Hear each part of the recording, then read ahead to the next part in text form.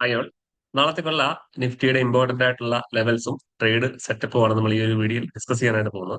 അപ്പൊ നമ്മൾ കഴിഞ്ഞ ദിവസം പറഞ്ഞ ലെവൽസ് ഒക്കെ വളരെ പെർഫെക്റ്റ് ആയിട്ടാണ് ഇന്ന് മാർക്കറ്റിൽ ആക്ട് ചെയ്തിരിക്കുന്നത്.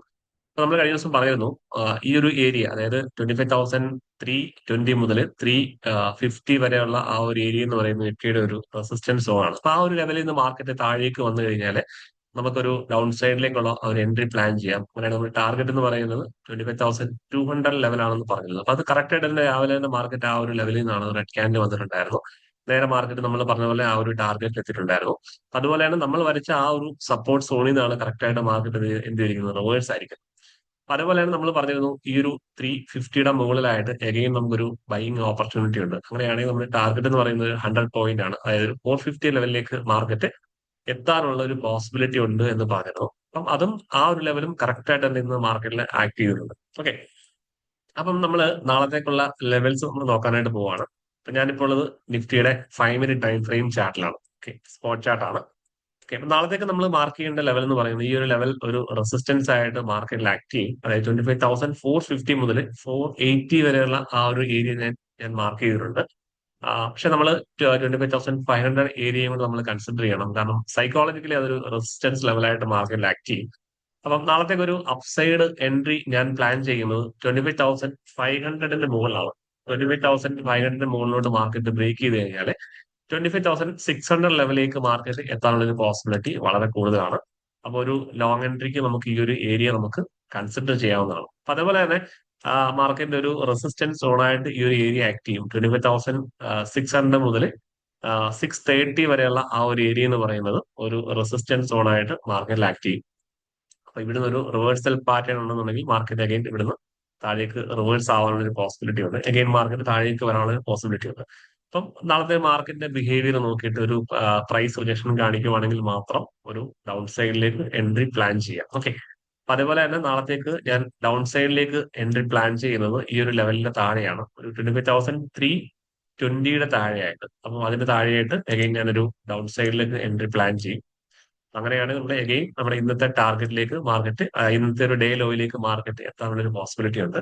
അതുപോലെ തന്നെ ഫർദർ ആയിട്ട് ഈ ഒരു ലെവലിന്റെ താഴേക്കാണ് 25,175 താഴെയായിട്ട് എഗെയിൻ നമുക്കൊരു ഡൗൺ സൈഡ് എൻട്രി പ്ലാൻ ചെയ്യാവുന്നതാണ്. അങ്ങനെയാണെങ്കിൽ നമുക്ക് ടാർഗറ്റ് ആയിട്ട് 25,120, അത് അത്ര ഒരു സ്ട്രോങ് ആയിട്ടുള്ള ഒരു ഏരിയ ഒന്നുമല്ല, ചെറിയൊരു സപ്പോർട്ടായിട്ട് ആക്ട് ചെയ്യുന്ന ഒരു ലെവലാണ്.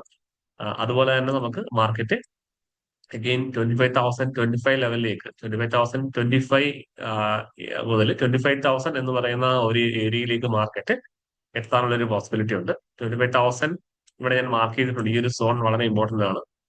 25,000 മുതൽ 25,920 വരെയുള്ള ആ ഒരു സോൺ ഞാൻ സപ്പോർട്ട് സോണായിട്ട് നിഫ്റ്റിയിൽ മാർക്ക് ചെയ്തിട്ടുണ്ട്. വളരെ സ്ട്രോങ് ആയിട്ടുള്ള ഒരു ഏരിയ ആണ്. കാരണം ആ ഒരു ഏരിയയിൽ നിന്ന് നേരത്തെ ബയേഴ്സ് ആക്റ്റീവ് ആയിട്ടുള്ള ഒരു ഏരിയ ആണ്. പലതവണ മാർക്കറ്റ് ഈ ഒരു ലെവലിൽ നിന്ന് പ്രൈസ് റിജക്ട് ചെയ്ത് മാർക്കറ്റ് മുകളിലോട്ട് പോയ ഒരു ഏരിയ ആണ്. ഓക്കെ, അപ്പോൾ നിങ്ങൾ ഈ ഒരു ഏരിയ നിങ്ങൾ കൺസിഡർ ചെയ്യുക. ഈ ഒരു ലെവൽസ് ഒക്കെ നിങ്ങളുടെ ചാർട്ടിൽ നിങ്ങൾ മാർക്ക് ചെയ്ത് വെക്കുക. അതേപോലെ തന്നെ മാർക്കറ്റ് പ്രൊഫൈലിനെ ബേസ് ചെയ്ത് ഫ്യൂച്ചറിന്റെ ലെവൽ കൂടെ നിങ്ങൾ മാർക്ക് ചെയ്യുക. അപ്പ് സൈഡിലേക്ക് നമുക്ക് ഇമ്പോർട്ടന്റ് ആയിട്ട് നോക്കേണ്ട ഒരു ലെവൽ ഉണ്ട്. അതായത് നിഫ്റ്റി ഈ ഒരു ലെവലിൽ മുകളിലോട്ട് പോകുന്ന സമയത്ത് നമ്മൾ ഫ്യൂച്ചറിന്റെ ചാർട്ടിൽ ഈ ഒരു ലെവൽ വളരെ ഇമ്പോർട്ടന്റ് ആണ്. നമ്മൾ കഴിഞ്ഞ ദിവസം നമ്മൾ പറഞ്ഞിരുന്നു. അതായത് 20/1 ഒരു ഇനിഷ്യേറ്റീവ് ആയിട്ടുള്ള ഒരു ബിഹേവിയർ നടന്ന ഒരു ഏരിയ ആണിത്. അപ്പം ഈ ഒരു ടെയില് നമുക്കൊരു റെസിസ്റ്റൻസ് സോണായിട്ട് മാർക്കറ്റിൽ ആക്ട് ചെയ്യും. അപ്പം നിങ്ങൾ ഈ ഒരു ഏരിയ നിങ്ങൾ കൺസിഡർ ചെയ്യുക. അതായത് 25,550 മുതൽ 25,610 എന്ന് പറയുന്ന ആ ഒരു ഏരിയ, ഇതൊരു ഫ്യൂച്ചറിന്റെ ലെവലാണ്. അപ്പം ഫ്യൂച്ചർ ചാർട്ടിന്റെ ലെവൽ നോക്കിയിട്ട് നിങ്ങൾ ഈ ലെവൽ നിങ്ങൾ ഫ്യൂച്ചറിൽ മാർക്ക് ചെയ്ത് ഒരു റെസിസ്റ്റൻസ് സോണായിട്ട് മാർക്ക് ചെയ്യും. അപ്പം ഇതിന്റെ മുകളിലോട്ട് ഒരു നല്ല രീതിയിൽ വോളിയം, ഇപ്പം ഓർഡർ ഫ്ലാ ഞാൻ മെയിനായിട്ട് ചെയ്യുന്നത് ഓർഡർ ഫ്ലോ ഉപയോഗിച്ച് ഞാൻ ട്രേഡ് ചെയ്യുന്നു. അപ്പൊ അതുപോലെ നല്ലൊരു വോളിയം ഐഡന്റിഫൈ ചെയ്താൽ മാത്രമേ ഇതിന്റെ മുകളിലോട്ട് ഒരു എൻട്രി ഞാൻ പ്ലാൻ ചെയ്യുള്ളൂ. ഇതിന്റെ മുകളിലോട്ട് മാർക്കറ്റ് ബ്രേക്ക് ചെയ്ത് കഴിഞ്ഞാൽ മാർക്കറ്റ് ഈ ഒരു POCയിലേക്ക് എത്താനുള്ള ഒരു പോസിബിലിറ്റി ഉണ്ട്. അപ്പൊ അതുപോലെ തന്നെ ഡൗൺ സൈഡ് മാർക്കറ്റ് താഴേക്ക് വരുവാണെന്നുണ്ടെങ്കിൽ ഇവിടെ ഒരു POCയിലേക്ക് എത്താനുള്ള ഒരു പോസിബിലിറ്റി ഉണ്ട്. അതായത് നിങ്ങൾ ഈ ഒരു ലെവൽ മാർക്ക് ചെയ്ത് 25,387 എന്ന് പറയുന്നത് ഇന്നത്തെ നിഫ്റ്റിയുടെ POC ആണ്. അപ്പൊ ഇന്നത്തെ ഒരു പ്രൊഫൈൽ നമ്മൾ നോക്കുമ്പോൾ ഒരു ചെറിയ രീതിയിൽ ഒരു ഇമോഷണൽ ബൈയിങ് ആണ് നമുക്ക് കാണാൻ സാധിക്കുന്നത്. അതുകൊണ്ട് തന്നെ വരും ദിവസങ്ങളിൽ മാർക്കറ്റ് ഈ ഒരു ലെവലിലേക്ക് മാർക്കറ്റ് എത്താനുള്ള ഒരു പോസിബിലിറ്റി വളരെ കൂടുതലാണ്. ഓക്കെ, അതുപോലെ തന്നെ ഇന്ന് ക്രിയേറ്റ് ചെയ്ത സിംഗിൾ പ്രിന്റ് ലെവലൊക്കെ ഒരു ചെറിയ സപ്പോർട്ടായിട്ട് മാർക്കറ്റിൽ ആക്ട് ചെയ്യും. അപ്പം നിങ്ങൾ ഈ ഒരു സിംഗിൾ പ്രിന്റും കൂടി ഒന്ന് മാർക്ക് ചെയ്യുക. അതായത് 25,486, അതുപോലെ തന്നെ 25,424 ലെവൽ നിങ്ങൾ മാർക്ക് ചെയ്യുക. അപ്പം ഈ ഒരു ലെവലിലേക്ക് മാർക്കറ്റ് താഴേക്ക് വന്നാലും ഈ ഒരു ലെവലിൽ നിന്ന് എന്താണ് പ്രൈസ് മുകളിലോട്ട് റിവേഴ്സ് ആവാനുള്ള ഒരു പോസിബിലിറ്റി ഉണ്ട്.